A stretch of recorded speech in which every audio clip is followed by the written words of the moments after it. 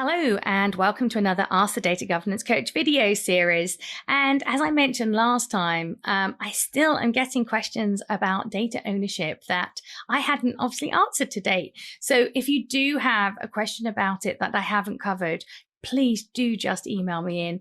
I think it's really important that we get our heads around data ownership because it's such a vital foundation of a successful data governance initiative. So today's question that I want to answer is, do we need data owners for external data?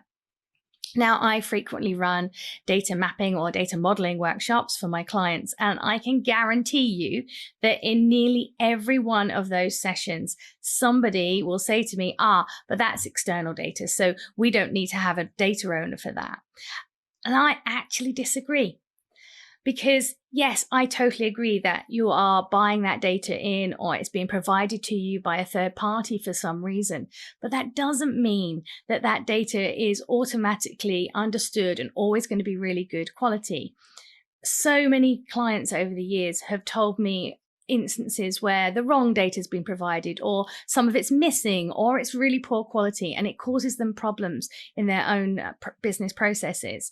So I personally believe it is really important that every piece of data that's within your organization has a data owner, even if that data could be considered external data because it originated from outside your organization.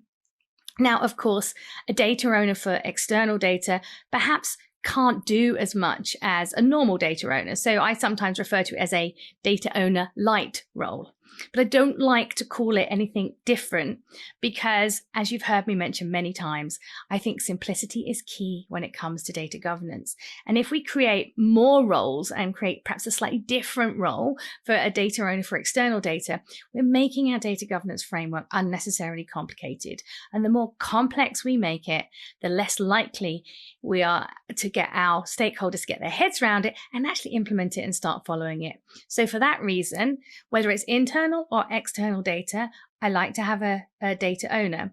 But if it's external data, I acknowledge that they perhaps can't influence the quality in the way that you could do if it was internal data.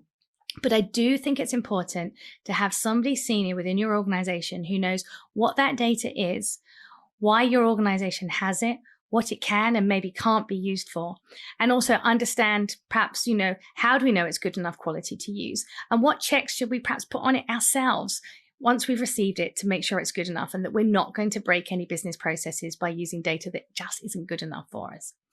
So I hope I have convinced you the importance of having data owners for external data.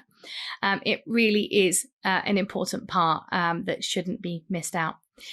I hope you found this useful. If you have, please do me a favor and like or share it on your choice of social media. And if you've got any questions that you'd like me to answer in future videos, just email them in to questions@nicolarascombe.com.